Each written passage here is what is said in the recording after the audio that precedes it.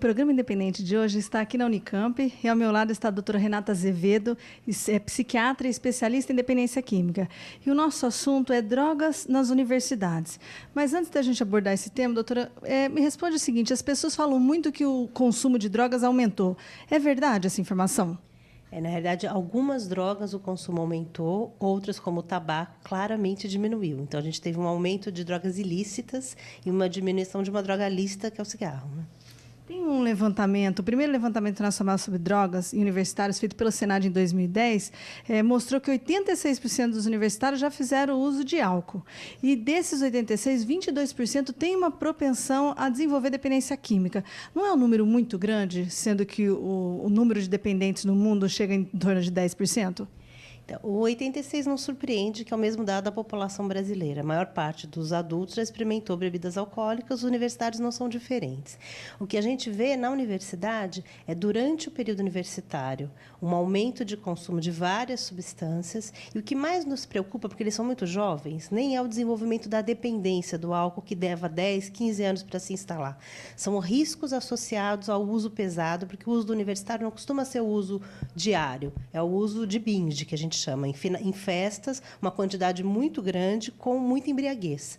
Então, isso piora muito desempenho acadêmico, acidentes de trânsito, atividade sexual de risco. Então, é uma faixa etária que, embora o que mais nos preocupe não seja a dependência em si, porque ela teria que persistir por mais tempo para se instalar, é o dano associado a esse padrão de uso, que é o padrão de intoxicação, que é o padrão das festas. Então, é isso que nos preocupa mais. E aí, sim, os prejuízos são enormes. Na realidade, então, os maiores hábitos deles em relação ao uso de drogas são nessas festas. Na verdade, hoje, a sociedade brasileira associa diversão e bebida alcoólica. Isso está muito forte. A gente acabou de ter a Copa e toda a discussão de venda nos estádios. Então, essa associação, que é muito forte, de se divertir usando substâncias psicoativas, entre os universitários, ela é fortíssima. Então, existe hoje um hábito que eu acho que é de uns anos para cá, que chama esquenta. Então, não é beber na festa, é beber para ir para a festa. Então, as pessoas já vão para a festa, porque, às vezes, na festa a bebida é muito cara, tendo bebido antes em casa. Então, com isso, o volume alcoólico é muito maior e a quantidade de problemas relacionados a isso é muito maior. Nesse primeiro levantamento feito pela Senad também, doutora, eles apresentaram que existe uma diferença entre o consumo de bebida em universidades particulares e públicas, e que nas universidades particulares o consumo é maior. Por quê? Isso se reflete desde os estudos que avaliam crianças em escolas públicas e privadas. Mais dinheiro é maior acesso à droga. Então, às vezes, a gente tem um certo preconceito de achar que numa escola pública, em função de uma série de problemas que a gente tem hoje com violência, às vezes a escola está localizada num bairro mais vulnerável, achar que o uso de drogas é muito maior. Isso não é verdade. Quando a gente pesquisa escolas privadas e públicas em alunos de ensino fundamental, do segundo fundamental e médio, a gente também acha um consumo maior em escolas privadas. Então, isso não surpreende. Mais dinheiro é mais dinheiro para a droga mesmo. E a entrada nas universidades, de uma certa maneira, inaugura um novo momento da nossa vida, né? Inclusive em relação aos jovens de mais autonomia. Isso pode motivá-los a fazer mais uso de drogas ou a iniciar o uso de drogas? Então, a gente tem visto em alguns estudos que morar longe dos pais, né, longe da sua rede de apoio, para alguns jovens representa, em parte, um enorme sofrimento. Às vezes, eles vêm muito imaturos, com muita saudade de casa, então isso vulnerabiliza para você querer logo ser aceito no novo grupo social, e, às vezes, essa aceitação passa por usar a mesma substância que esse grupo usa, e também a liberdade, a autonomia, né? Então, tudo isso faz parte desse momento da vida. O que a gente tem tentado discutir é que, embora o uso na universidade aumente, 1/3 dos universitários que usam drogas já usavam antes, porque, em geral, se experimenta hoje em torno de 14, 15 anos, e as pessoas entram na universidade em torno de 18. Então, aqui se agrava, mas não necessariamente começa. Então, a discussão é por que a universidade, que deveria propiciar um momento de amplidão de conhecimentos, nova rede social, que a gente está selecionando uma população que vai ser o futuro do Brasil do ponto de vista de formação de opinião, porque a universidade não consegue funcionar como um ambiente protetivo e, ao contrário, acaba sendo um ambiente de risco para o uso problemático de substâncias. Não é uma coisa que a gente vê pouco, assim, a gente vê bastante dentro da universidade, fora da universidade, em repúblicas, em festas, sempre um consumo muito grande, assim, que o pessoal gosta de usar para se divertir mais, assim. Muita gente usa e muita gente não usa, sabe? Não tem uma maioria que usa drogas ou uma minoria que usa drogas. É um negócio muito já difundido, sabe? Eu acho que assim, existem muitas pessoas que usam álcool na faculdade, existem muitas pessoas que usam cigarro e existem pessoas hoje que, assim como muita gente usa cigarro, muita gente também usa maconha. E além de maconha, eu nunca vi outras drogas além dessa aqui. Tem várias questões que envolvem autonomia, que envolve esse novo momento de vida, a necessidade de aceitação. Também é nessa faixa etária que uma série de problemas emocionais se instalam, depressão, ansiedade. Isso também deixa as pessoas mais vulneráveis a usar substâncias.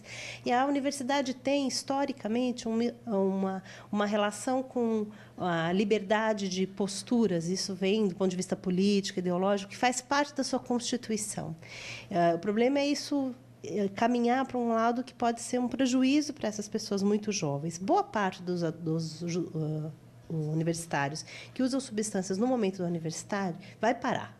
Né? Não quer dizer que as pessoas vão se tornar dependentes, todas elas que estão usando. A gente sabe disso. Uma grande maioria vai ter esse uso problemático e a maioria, quando entrar no mercado de trabalho, retoma a sua vida e as coisas vão bem. Só que tem uma parcela que não é inexpressiva, em torno de 10% a 20% de pessoas que terão problemas com esse uso. Algumas porque começarão a instalar uma dependência, outras porque têm esses outros problemas que eu já falei.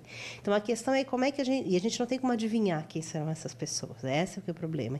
Então, se a gente tiver estratégias amplas para todo mundo, para divulgar a informação, falar da universidade como um ambiente de crescimento e não um ambiente de sofrimento, talvez a gente consiga minimizar esses prejuízos que podem acontecer e a gente não tem como prever com quem serão.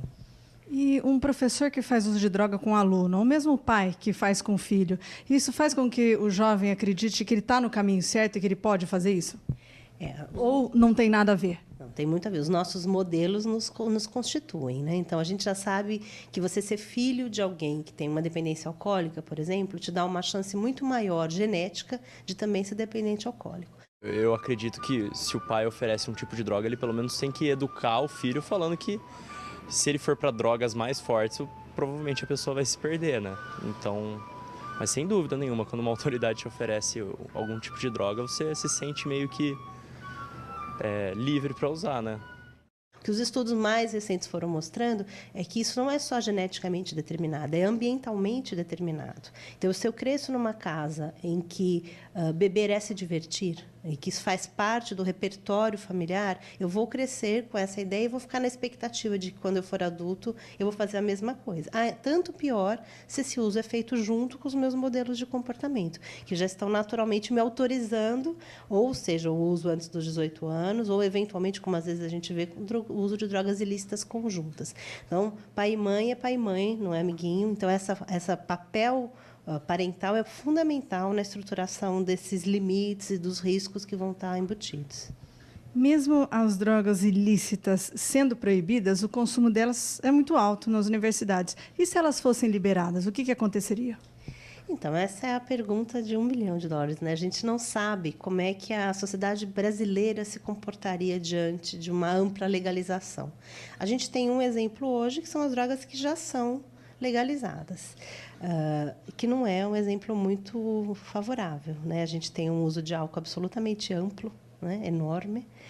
E uma coisa que mais nos preocupa que nem é tanto o amplo uso, mas o amplo uso precoce, que é uma das coisas que eu acho que, do ponto de vista de política pública, se tem algo que um país deve fazer de política de drogas, é evitar a experimentação precoce. Experimentar drogas aos 20 anos, quando você já está com organismo, personalidade, sistema nervoso central constituídos, tem um potencial de dano pequeno.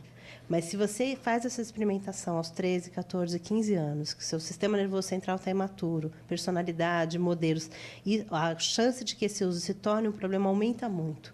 E a gente não consegue, hoje, ter um controle sobre o uso, por exemplo, de álcool e venda para menores de idade. Então, acho que o nosso modelo, o exemplo que a gente tem hoje é o do álcool. Por outro lado, quando você liberaliza substâncias e tira da criminalidade, você tira um pedaço enorme do problema, que é tornar pessoas que usam drogas criminosas, que obviamente não são. né? Então, é colocar na ilegalidade algo que é um comportamento individual. Mas o temor é que, como a gente tem pouca capacidade de controlar aí, o que é lícito no Brasil, como é que seria quando essa licitude abrangesse todas as substâncias e algumas com potencial de dano muito importante, como é o caso de cocaína e crack, por exemplo. Doutora Renata, muito obrigada pela sua participação em nosso programa e a você que nos assistiu. Até a semana que vem. A minha inicialização foi aos 12 anos, por inadequação de lidar com outros companheiros, outros amiguinhos.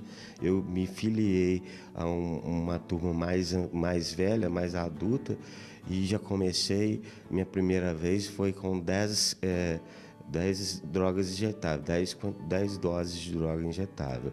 E eu já comecei compulsivamente.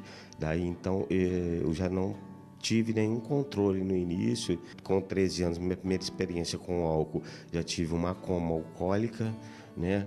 Com 16 para 17 anos, fui internada à força, com camisa de força, pela minha família, devido ao meu descontrole emocional e compulsivo no meu uso de droga injetável. A minha luta começou desde então, né? Eu não conseguia superar de forma alguma esse desejo, essa obsessão pelo consumo da droga. E gerou várias internações, né, para mim, né, em psiquiatria, em clínicas evangélicas e outras mais. Com o nascimento da minha filha, aos 27 anos, eu consegui me livrar do consumo de drogas injetáveis, mas transferi para a droga de inalar, cocaína, e tive um outro casamento, tive um outro filho, que também foi destruído por causa do meu consumo de drogas, excessivo, abusivo, né? E no final eu cheguei ao crack, morei na rua, né? Infelizmente, eu não tinha dia que eu não comia, o meu uso era compulsivo de 5, 6 dias, e eu desmaiava, ficava 2 dias dormindo, e eu tive, no final de toda essa somatização de internações, eu tive 32 internações, sendo a última onde eu tive o meu despertar espiritual, né, e entendi, né, que eu poderia ser uma pessoa diferente, porque até então eu achava que não tinha jeito para mim, né? E alguns profissionais na área de tratamento, de cuidados com dependência química, também já tinham me desenganado, né? E eu já não achava que eu teria condições de superar, mas esse aval médico, né, psiquiátrico, então ficou difícil para mim. Mas eu decidi pedir ajuda ao meu pai e minha mãe, a minha família, e me prontifiquei a começar uma nova etapa, né? Internar numa clínica psiquiátrica, desintoxicar, depois ir para uma clínica de 12 passos, passar alguns meses. Na realidade, aí se tornou aí anos de tratamento contínuo, né? Com acompanhamento individual, externo, e hoje eu tive sucesso em estabilizar a minha doença.